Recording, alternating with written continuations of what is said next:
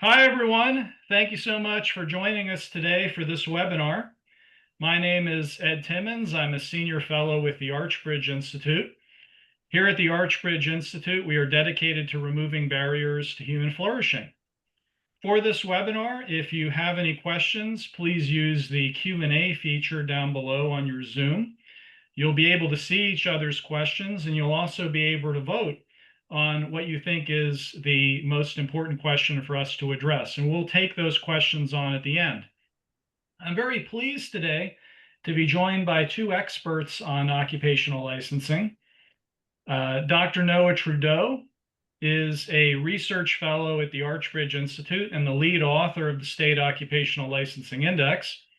He is an assistant professor of economics at Troy University, and he has testified at the Texas House and Senate on occupational licensing reform, and his work has been featured in the Hill, City Journal, and many other prestigious publications.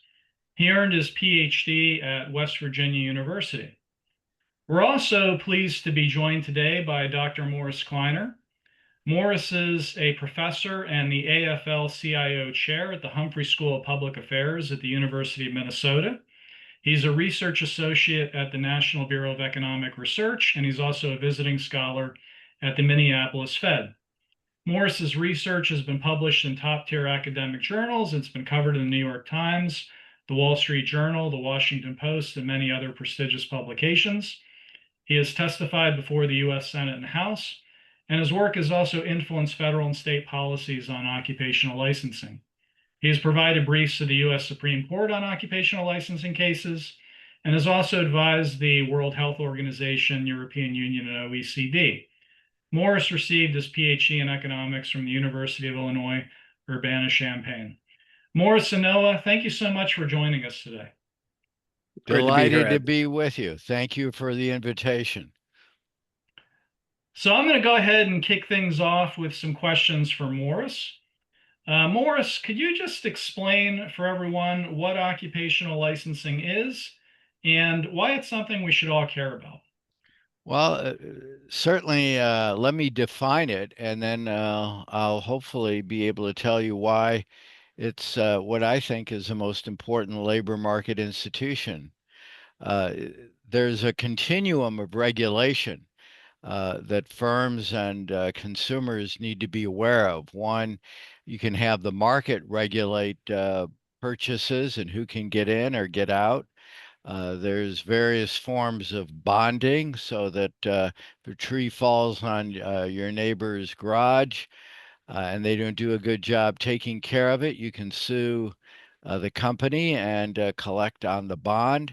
There's registration where the government oftentimes lists a list, has a number of providers. There's certification, which is called a right to title. And that might be a chartered financial analyst where only they can have the title for that particular set of tasks. And then at the spear, there's occupational licensing, where the government provides a monopoly to certain individuals to provide certain tasks. Now, why it's important is that this is an institution that has been growing dramatically.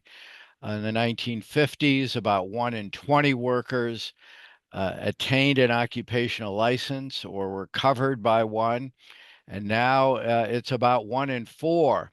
And it is an institution that has grown, as I've suggested, dramatically over the last 60 to 70 years. And it has had significant effects on wages, on employment, without generally an effect on quality that consumers get. So this is an issue that may be more grit than grease in the labor market. Fantastic. I've often heard you describe occupational licensing reform, Morris, as an issue that's nonpartisan. Why is that? Well, certainly the last few administrations, it has been a nonpartisan issue. Going back to Barack Obama and his interest, largely influenced by the head of the National Economic Council, Larry Summers, where he said, and he was influenced by his head of the Council of Economic Advisors, Alan Kruger, who suggested that this labor market institution is something the government should look into. So it started out with really Barack Obama's interest. He developed a white paper dealing with occupational licensing.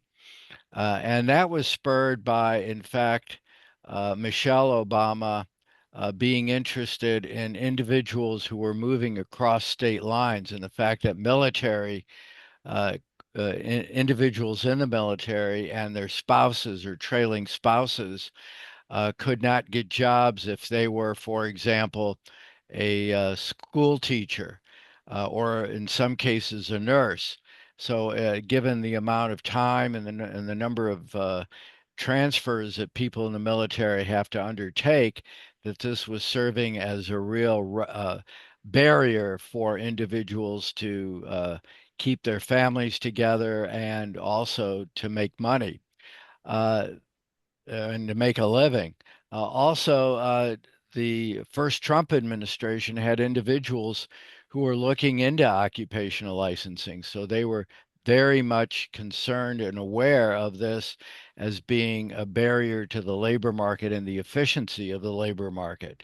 And there were also individuals in the Biden administration who were looking into issues of occupational licensing and serving as, again, a barrier to move across state lines and the ability of individuals in low wage occupations to move into higher wage occupations without having to bear the significant costs of education, training, internships, and apprenticeships that are needed to enter an occupation. And also in the current Trump administration, this has been an issue that the Council of Economic Advisors has been looking into and been encouraging states to look into, especially the grit or the barriers that this has entailed. And there have been a number of states that have really moved ahead, both Republican and Democratic administrations. The governor of Arizona in 2019 was the first to pass. Arizona was the first state to pass universal recognition so that individuals could move into their state without having to bear many of the costs of taking tests, internships, and apprenticeships. But also, the governor of Pennsylvania is a Democrat, has also moved to reduce a lot of the barriers. So at the state level, it's been nonpartisan, and at the federal level, it's been an issue that both Republicans and Democrats who want to make the labor market more efficient and allow individuals to maximize their ability to make a living has been a really important issue.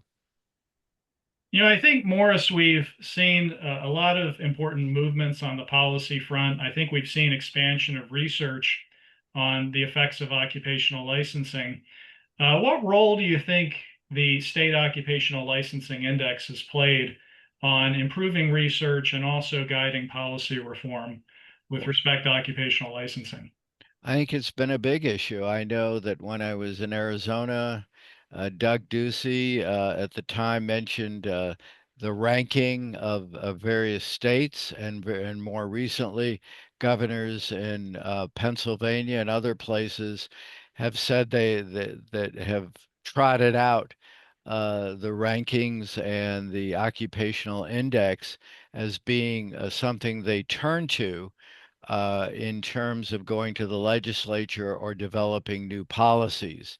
So the work that the competition among states, so saying that Oregon's the worst and Kansas is the best, and you don't want to be down toward the Oregon having the most regulations. And the fact that the index is not only is there licensing, but it not only looks at the breadth, but also the depth to which these regulations require lots of different requirements has been a real important issue and has been a significant piece of information that policymakers and politicians have looked to in terms of this particular labor market institution. Thank you, Morris. Let's go ahead and turn things over now to Noah. Noah, what methodology do we use for the State Occupational Licensing Index? Can you walk us through that? Yeah, absolutely, Ed. So we struggle with occupational licensing in general because we didn't want to get too deep into the weeds with our methodology that it became overly complex or overly hard to understand. So we define two certain terms as we walk through the index. The first being barriers, and the second being licenses. I'm going to start with licenses because it's the easiest to understand. We look for a set of occupational titles and look to see if there is a specific occupational license for that title in a state. So the idea being, if you are a registered nurse, they are licensed in all 51 jurisdictions, including DC. Generally, that is titled registered nurse is the actual license. But for some occupations, you may not have a specific title for that occupation, but you may be required to get an occupational license anyway. This happens because different states define different scopes as to what is covered within an occupational license. They're licensing the tasks, not the name of the occupation. So, in the case of something like an electrician, you can have a state that just licenses electricians, and there is an electrician license. In that case, a state would have a license for electrician and a barrier for electrician. But some states have more specific licensure, limiting that scope of quote unquote electricians. And that can be everything from low voltage to high voltage electricians. It can be things for indoor and outdoor electricians. It could be linemen. It could be everything as far as lightning protection in installation individuals, which is still an electrician occupation for the most part. One instance of this is Rhode Island, I believe, licenses 18 different types of electricians, as opposed to a state that just has a electrician license. So we try to have a methodology where we can cover both. Does this exist?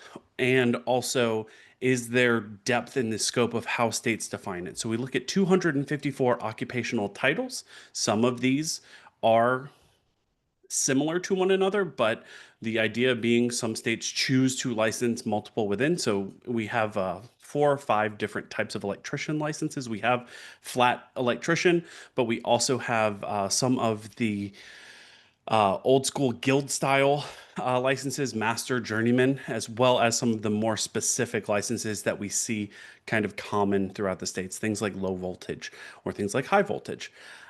Then we look to see, one, do you require a license at all in that state to try to practice that occupation title? If you were going to have your business card and say, I'm Noah Trudeau, low voltage electrician, do I have to have an occupational license to perform those tasks? If the answer is yes, certainly you have a barrier for that. And then we look at that occupation, we say, do you have a specific license for that task? And in that case, you will get a license. We then look at that across all 254 occupations. And overall, we look each state, we sum the number of barriers they have, the number of licenses they have, and then we rank based on that. We rank barriers first because we are talking about total coverage of licensure. And then we use barriers as a secondary tiebreak objective. Meaning if you have more barrier or more licenses, you would certainly have more red tape. You have more applications that have to be filled. The licensing boards have to cover more individual things. Although it is possible that that could clarify some things and make it easier to get into certain occupations. My home state of Alabama is a little odd in that acupuncturists are considered not a real occupation according to the state of Alabama. But if you wish to practice acupuncture, you must have a chiropractor or physician's license. You must have a doctorate, essentially. It is not a acupuncturist license. You have to have a doctor's license, essentially, to be able to practice acupuncture. So in some states, having an acupuncturist license may make that a little more accessible, but in most cases, we are certainly talking about a higher regulatory burden. We then rank the states overall, and then we also include a badge system for universal licensing recognition. We added this last edition, and we've continued it this edition. We rank states as gold, silver, or bronze based on what type of occupational recognition they go for. Gold meaning they have adopted universal recognition without any qualifiers. They say, if you have a license somewhere else, we will streamline the process for you to get it in our state. Silver, we consider it to be a residency requirement. We will streamline the process, but you have to live here. And then bronze has what we call a substantially similar requirement. So that is, we will streamline the process as long as we deem the occupational license you have in your state is close enough to what we require. So we include that as well. And we do that for all 51 states. And we also have a addendum for Puerto Rico as well. So our Puerto Rico, it's a little more complicated to take into Puerto Rico's legal structure, specifically because it's in Spanish. And none of our co-authors, unfortunately, speak Spanish, but we are able to work with some lovely researchers who specialize in Puerto Rico to give us some idea of how these might compare over. And Puerto Rico this year actually adopted universal licensing recognition. So we're really excited about that too. Well, fantastic, Noah. You mentioned some of the takeaways. Could you walk us through what some of the main findings were from producing the latest ranking? Yeah, absolutely. So the first thing, whenever I speak of this, whenever somebody's read over the index, is they want to know what is licensing correlated with. And Morris has gone into great detail that it's a nonpartisan issue. So if you live in a red state or a blue state or a purple state or any color state in between, it doesn't appear that licensing is necessarily correlated with that. There are both sides of the aisle like it, both sides of the aisle hate it, and for all separate reasons. What we do see is a little bit of correlation geographically. So for those of you who like old school economics, it's what we might call T-boo competition or yardstick competition. The people who are nearby might be influencing your regulatory kind of framework. And that might be due to ease of migration. So if I'm living in Alabama, it's much easier to move to Georgia than it is to Washington.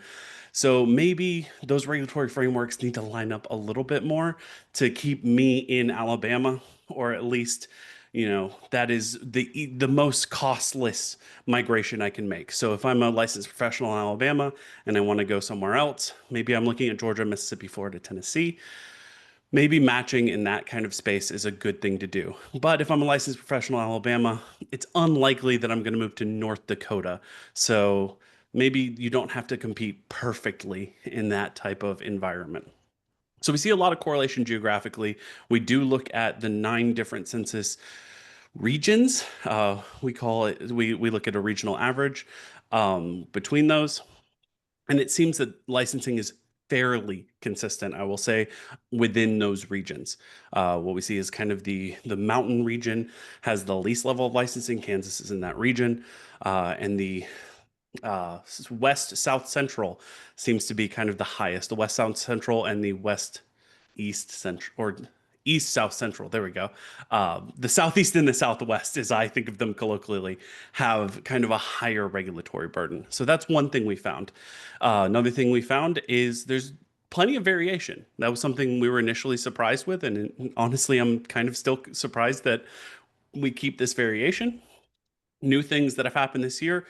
We have 2 states adopt universal licensing recognition. West Virginia, where I studied my PhD, very happy to see them adopt universal licensing recognition, and South Dakota as well as Puerto Rico, as I already mentioned. Some other things that we have added this year that we're trying to highlight is we've actually been trying to keep up with every state legislature to see if they're making changes on these fronts. We have an appendix from 2024 to 2025 of the licensing licensing bills that have actually made it all the way through their state legislature. So one that I'm not excited about is Colorado finally licensed all of the mortuary science occupations. Up until this year, Colorado was the only state to not license funeral directors. That was one of my first papers as a graduate student, was talking about licensing and funeral director in the funeral mortuary science industry. And Colorado was the one state to not, and that was so interesting. And unfortunately, they may have moved the wrong direction. We want people to remove that license. Colorado decided to move with everybody else finally and have licensed that, but it won't take effect for another 2 years. So maybe something happens between now and then to convince them to not complete that process. Other interesting ones, as Ed mentioned, I was able to testify in Texas this year. They passed a few bills encouraging reciprocity agreements, not universal licensing, but some reciprocity. Louisiana removed their florist license. So if you are a fan of occupational licensure, that is the one that comes up the most historically. Is up until last year, Louisiana had a florist license, and it was the only state to do so. They did finally remove the education and apprenticeship requirements from that. Now it is just a registration with a fee. So if you want to be a florist in Louisiana, it just became a lot easier this year. So those are some of the things that we've seen, and we've tried to highlight them both in the appendix and as well throughout the report this year. Yeah, so you mentioned Louisiana getting rid of that unique florist license. What unique licenses persist? Are there any that you wanted to point out?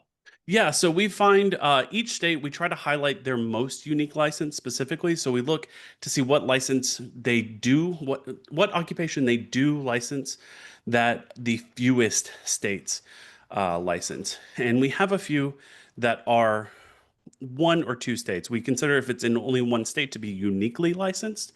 And some of these less than 5 are ones that can maybe be easy progress for state legislatures that have them licensed. Some instances of this are things like mold remediation workers is uniquely licensed. I believe that's Rhode Island.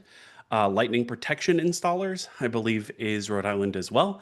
HIV/AIDS counselors are licensed in one state.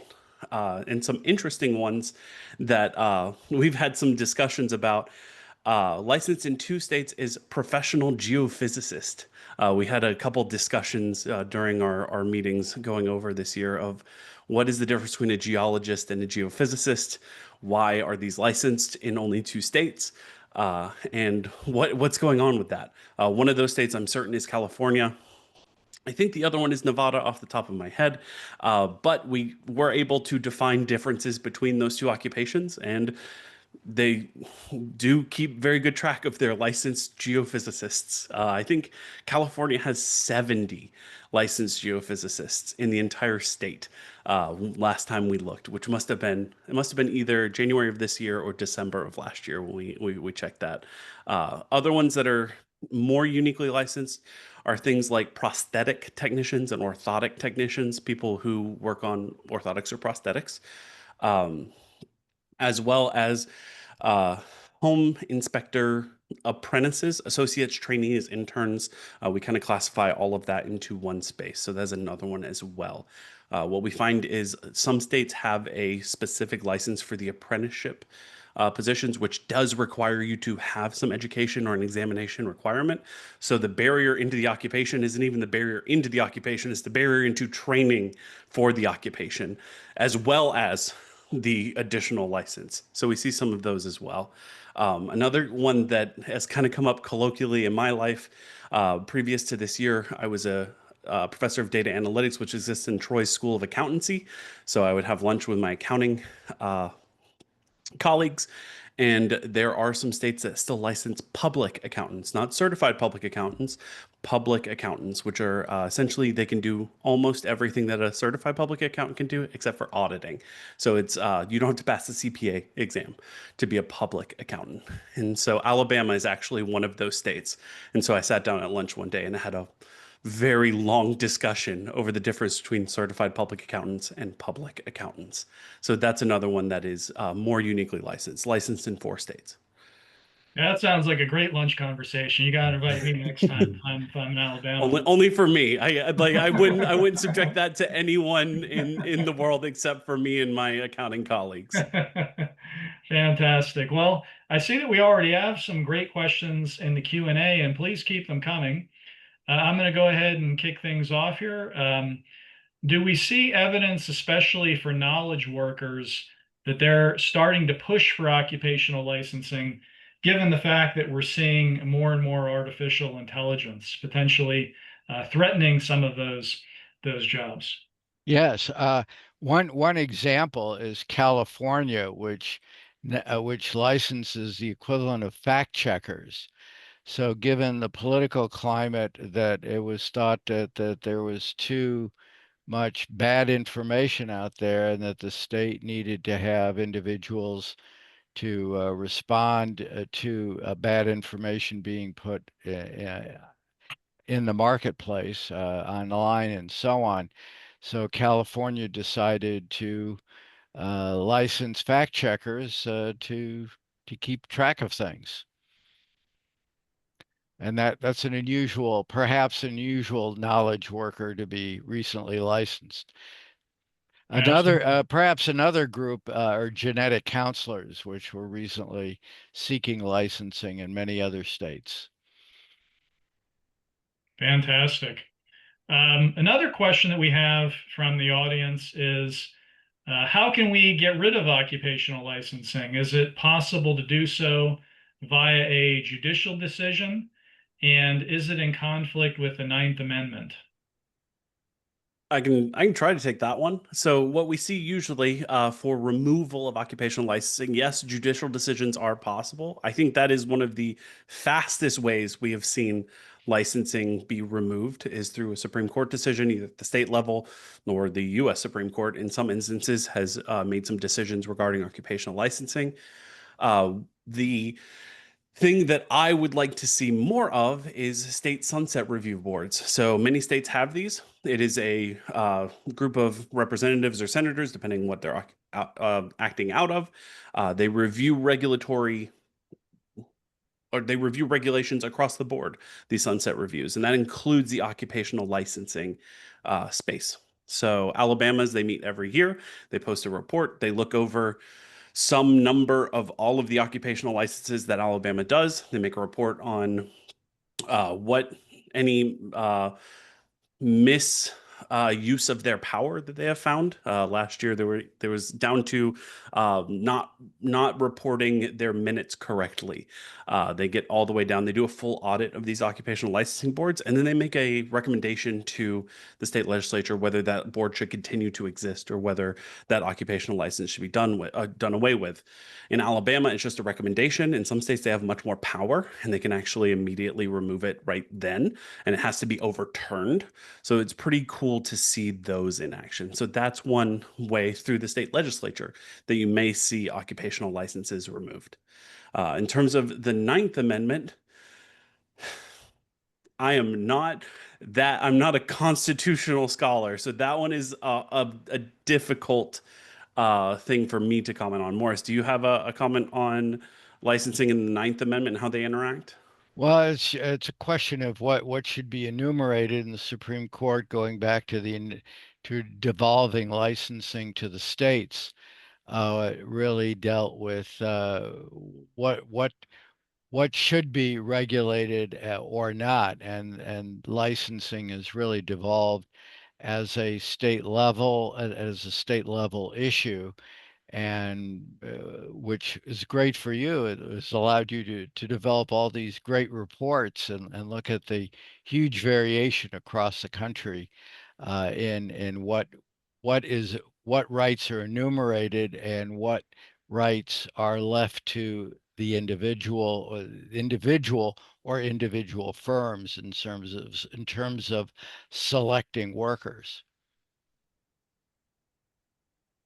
I know we had a question that was potentially pointing towards technology maybe leading to more licensing. As workers get threatened by AI, they potentially lobby legislators for new licensing laws. But of course, we know that in the case of ride hailing, technology disrupted the industry and led to a breakthrough in terms of more services being offered to consumers. What way do you think we're headed? Do you think that we're headed towards an era of more occupational licensing, or do you think that we're headed towards an era of less occupational licensing? Well, I've had a lot of debates with many of my colleagues over exactly that issue, and I can sort of lay out uh, areas, and I'll start out by saying it's complicated, but you certainly have the development of more occupations in the service industry and the movement towards services and away from manufacturing, which has been the trend since World War II. And that really led, I started off my comments by saying 1 in 20 to 1 in 4, and there you have really the growth of services where occupational licensing is a way for workers to get control of the labor market. And everyone likes the other person to be at the whim of the marketplace, but you want to be protected from the ravages of the marketplace, and licensing is a way to do that. So certainly the evolution of new occupations that I mentioned, for example, genetic counselors, and the breaking down in the medical occupations of different physicians' assistants and others that now seek licensing. So that would be a plus. On the negative side, you have the ability of technology and automation, perhaps reducing the ability of occupations like pharmacists, which can now be handled by AI or technology, which would reduce the demand for licensed occupations. But certainly, the long-term trend has been toward more occupations. And you add up all the people who are covered by the federal minimum wage, plus all the people who are in unions, it's about half the number of people who have attained, not to mention the people who are covered by occupational licensing. Ed, I know you're running the panel, but can I take a panelist like question here for Morris Sure, following that? sure. Why not? Go ahead. Morris, do you think there's a possible like capacity that we could reach? Like we have gone from this 1 in 20 to 1 in 4. I personally have thought that 100% occupational licensure is not possible. So, like somewhere between 1 and 4 and everyone, there must be some capacity. And as we kind of change over this horizon, what do you think we're reaching there? As you have been doing this the longest out of all of us, do you think we're kind of reaching that capacity? Or do you think we can still keep pushing it a little more as we continue to further define occupations? Well, if you look around the world, you see other nations. We're at 1 in 4. Countries like Germany are 1 in 3. So that yes, there's room for growth for occupational licensing, and with the evolution and the devolution, the evolution of new occupations. My example of genetic counselors, they didn't exist 25 years ago. Estheticians largely were covered by cosmetologists, and they are now a separate occupation seeking to become licensed. So there are these lower level, and not in terms of working for a cosmetologist or working for a doctor, working for a dentist, all these lower level occupations, which allow the argument would be allow dentists to do the more difficult work like root canals, and the cleaning of teeth can be done by dental hygienists. So there seems to be lots of room for occupational licensing to grow. And if we were to reach, for example, the higher levels of the European Union, they're certainly at 1 in 3. So there is room for growth as new occupations evolve. And the fact that occupational licensing uh, tends to be in industries that are growing rapidly. They tend to be in healthcare where there's a growth of occupational licensing. So there's growth of people who need health care, which and licensing is the derived demand for health services. So there certainly is the opportunity for more people who will become licensed because of the growth of healthcare and the growth of many other occupations. For example, in my state of Minnesota, there's been growth in the construction industry. And there was a bill in the Minnesota legislature to license house painters. And there have been various bills in the legislature to license other members of the construction trades, such as carpenters. So yes, there is room for growth, and I think that we haven't necessarily reached capacity when it comes to the number of people who are either covered by, and I think that's an important issue. There are many occupations, for example, accountants, that you need to your great lunchtime conversation. I wish I were there to enjoy that's stimulating. I don't I won't ask you what you had for lunch, but the conversation was stimulating. Is that accountants are covered by licensing statutes. However, about half of all accountants are CPAs. Engineers are covered by licensing statutes, but probably a third or less, and in some areas of engineering, maybe 1 in 20, I'm sorry, 1 in 5 or 1 in 4 engineers have actually attained an occupational license. So as these occupations grow, evolve, and say you really can't call yourself an engineer unless you meet the requirements for becoming a professional or licensed engineer, that there's a real capacity between the difference between coverage and attainment, which is sort of in the weeds, but you ask, where is there? Yeah. This is inside baseball for our licensing issue, but it certainly allows for occupational licensing to grow as these occupations require their members to attain a license in order to be covered or in order to do certain tasks. Yeah, we don't mind diving into the weeds, no problem. And going back to your lunch, Noah, of course we all know that the wait staff and nobody involved in your lunch was licensed. We got some great questions rolling in here. Let me turn to this next one. Did you consider the barriers to licensing for people with criminal records in the index?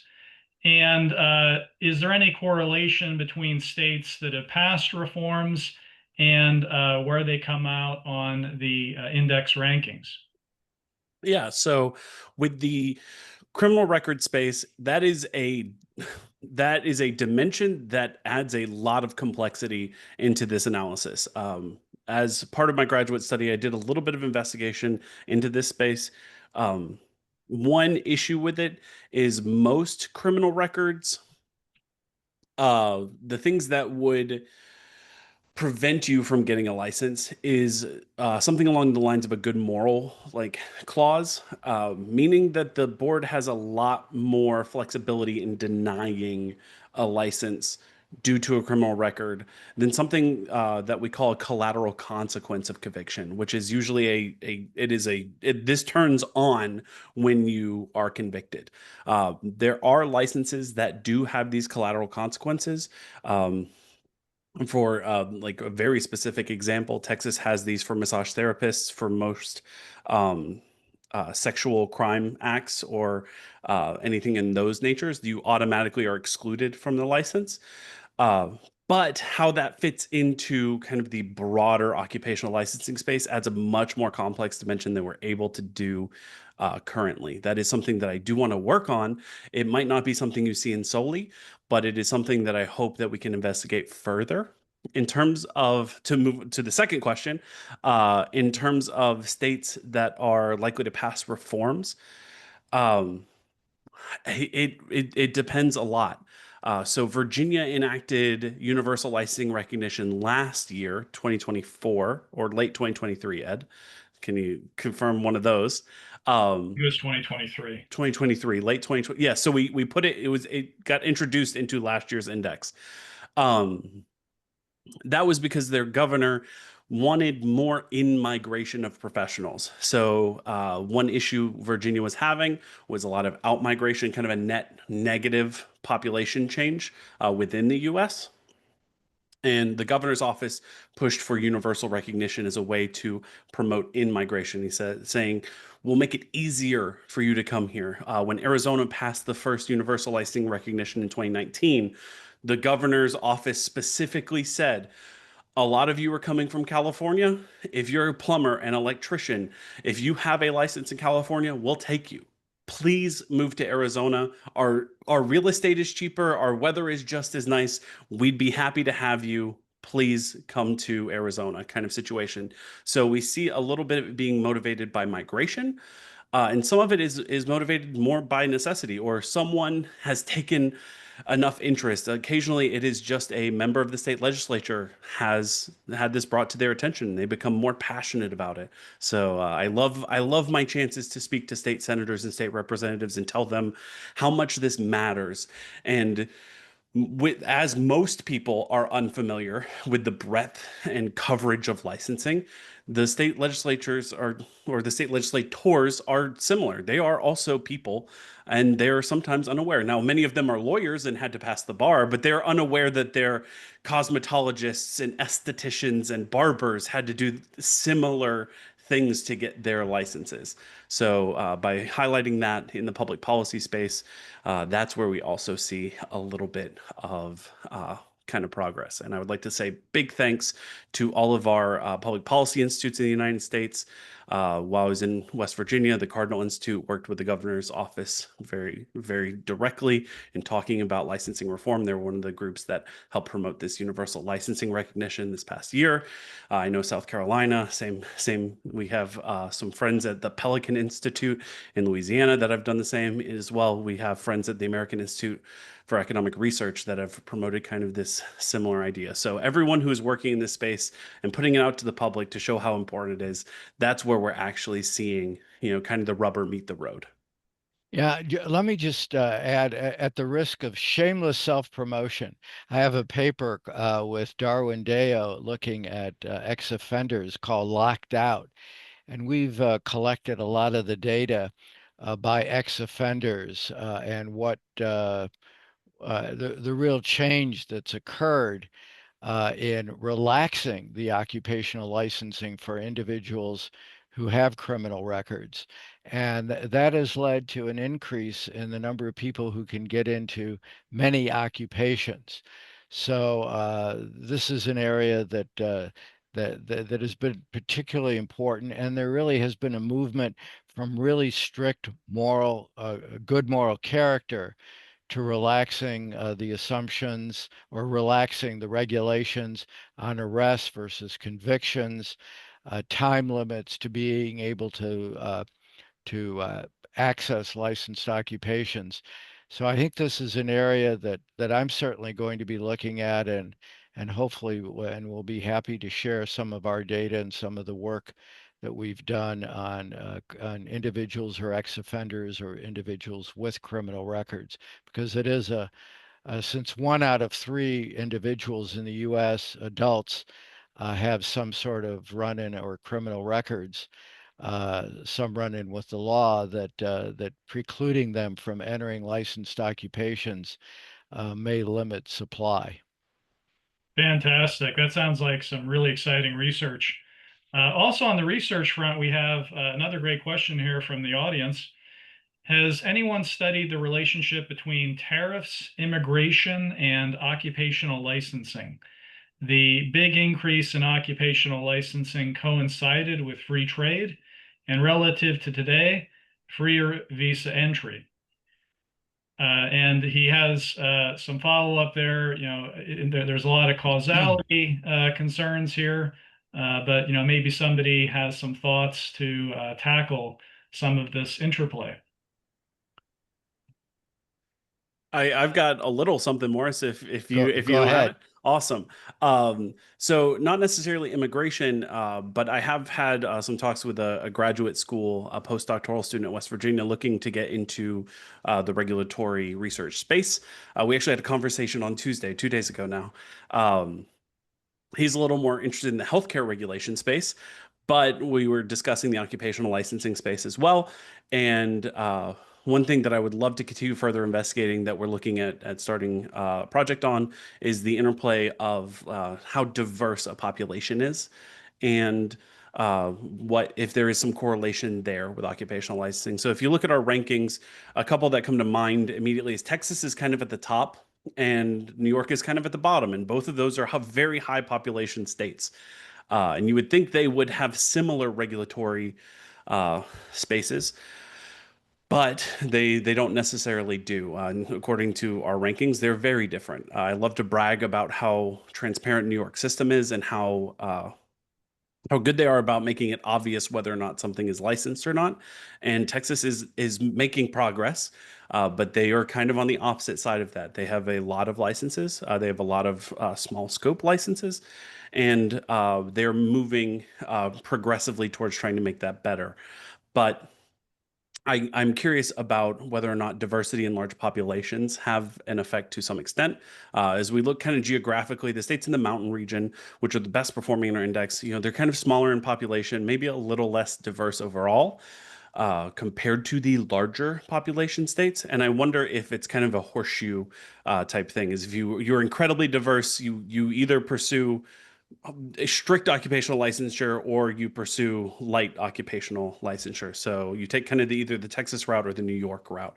And I'm curious to investigate that further. And I hope my graduate school colleague and I will be able to find something there. That would be really exciting. We love to find why these things happen this way. And of course, there's a ton of path dependency in that. So path dependency, if you're unfamiliar, is we don't just get where we are today as of decisions from literally yesterday.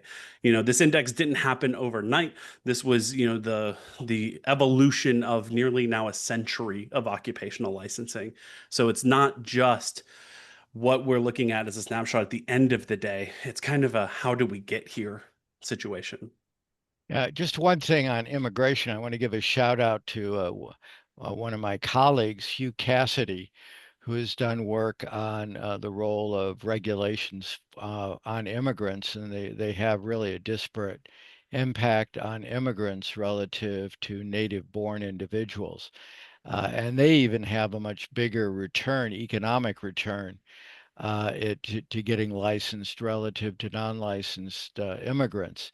And given the huge influx of immigrants, licensing can serve to limit supply, and it's much easier to do it for immigrants than it is for a native-born population.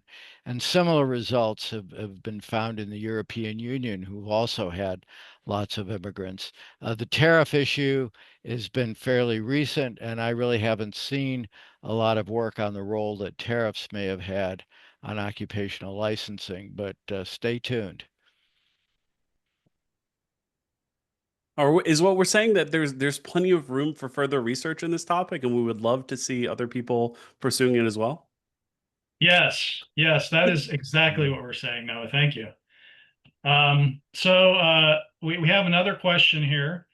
When thinking about how best to influence public opinion on this matter, certainly we know from research that occupational licensing has all of these negative effects on employment, on a variety of different things. Of course, humans are risk averse. How best do you think you move forward with trying to convince folks that, especially legislators, that occupational licensing is something that we should pursue? Occupational licensing reform, excuse me.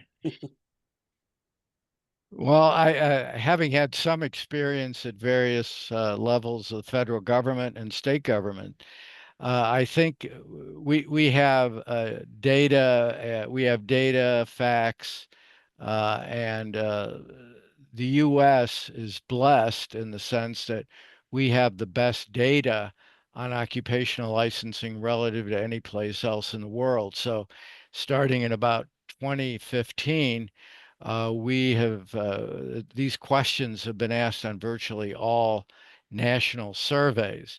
So if you have a legislator who is may be influenced not necessarily by their feelings, but by some of the facts, we can have an influence on them. But don't expect this to be accepted. As I mentioned, I've testified in various state legislatures, and as all of you have, and having groups that represent the professions is a really is difficult. And if you have licensing reform that threatens the professions, it is very difficult to get this changed. And perhaps the best example, I was in Florida earlier this week, and even though there has been some reform, there's tremendous pushback by the professional associations to keep these regulations in place and not to deregulate, even for people who are ballroom dance instructors who are licensed in Florida or have been licensed in Florida. They're really, it is very difficult to only have the facts. But on the other hand, there's been tremendous reform, as I mentioned, and Noah's mentioned, in places like Arizona, and Doug Ducey being a real innovator in universal recognition, and now 27 additional states have passed laws allowing for some form of universal recognition. So I'm not, there really is hope for reform, and many states also have pushed for different pathways to become regulated. And my example for that is the ability of Kim Kardashian to pass the bar exam in California, even though she didn't go to law school. And the ability to work for somebody and learn the trade, which was the traditional way that you learned to a business, and to allow different pathways to get into these licensed occupations leads me to have some hope for deregulation. As well, it's not just us that want, like, the researchers in the space that are looking to streamline this process to help workers and individuals at the state level to have more access to these occupations. Mostly what I've seen, the people that tend to stand with the researchers is local chambers of commerce. So in like Alabama, it might be somebody like the Montgomery Chamber of Commerce wants to increase economic activity in Montgomery, Alabama. One way to do that is to decrease some of the requirements for licensing or make it easier for people to get into that profession. So finding groups that can also lend support is also really important to influence the legislators. While these professional groups there may be a special interest component, there are also special interests in having these occupations delicensed some. So I found success speaking with chambers of commerce as well as like state chambers in looking at regulatory reform to increase economic activity. So if you have some access or know anybody in a chamber of commerce, that is somebody to reach out to and mention that you'd like to talk about this. And I think the policy institutes, Noah, that you mentioned are tremendous sources of getting in touch with legislators. The Institute for Justice and many other public interest organizations can serve as an entree to what effects licensing has, as well as getting grassroots support for deregulation. And of course, you are a constituent in your state. You can call your state representatives and say something individually. Like that's my favorite, is to drop an email every now and then to one of my state representatives and say, hey, interested party, but also I do vote in this election. I'd love to see this. I'd love to talk about it if you have a moment. And to what extent that actually has anything happen, I don't know. But it does make me feel a little more engaged in the political process aspect of it. We'll take one more question, and then I'll give you both an opportunity to offer your final thoughts. We have talked a lot about the nonpartisan nature of occupational licensing reform. Have there been any signs with the second Trump administration, particularly with U.S. Secretary of Labor Lori Chavez DeRaymer, about further use of the bully pulpit to push for more occupational licensing reform in the states?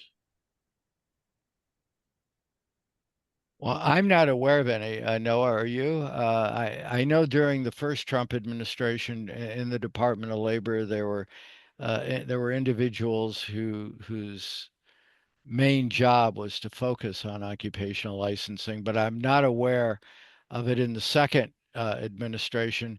There was an executive order issued during the first Trump administration suggesting deregulation was the pathway for the future.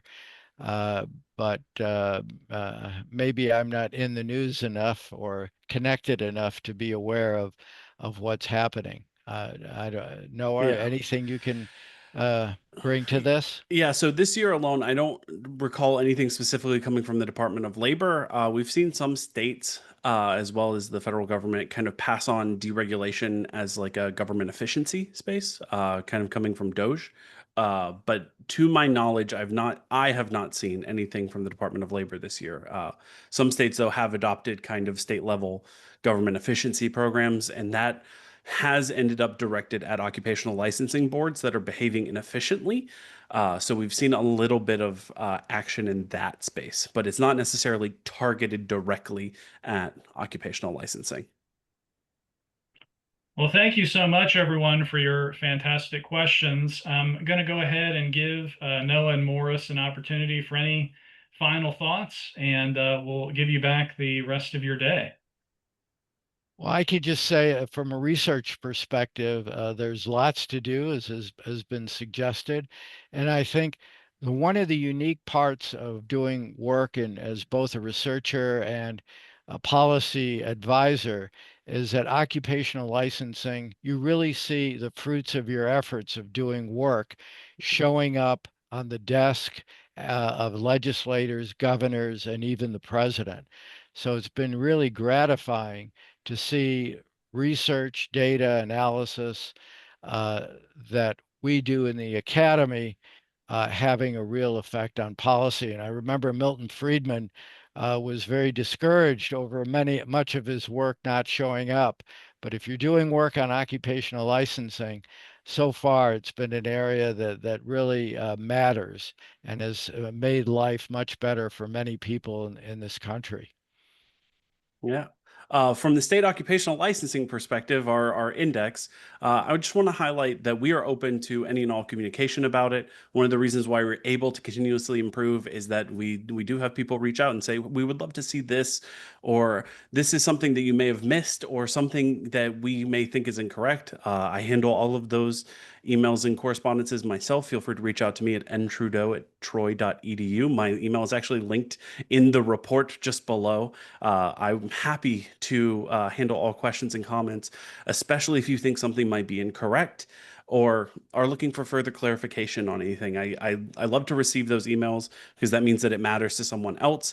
And as well, we are 3 researchers producing this, and we are trying to be as getting in depth as possible. But it is, if you are from North Dakota or from California and you have much more experience in this space than I have in just deep diving every chance we get into them, I would love to hear any questions, comments, or concerns as well. I hope that we can continue to be able to provide this index and improve it every year. So we've got some things in store going forward, and I'm excited for you all to be able to see them. Well, thank you so much, Noah and Morris. It's been a pleasure to chat with both of you. Thank you for joining us. And thank you for leading us, Yes, Ed. thanks, Ed. You're welcome. And thank you all for being such a great audience. And the webinar will be recorded. We'll be posting it on YouTube. And certainly keep your eye on the Archbridge Institute's webpage. We are building out our work on the occupational licensing front, and certainly this index will continue to be a product that we put out each year to help inform discussion on occupational licensing reform. Hope you all have a great rest of your day, and thank you so much for joining us.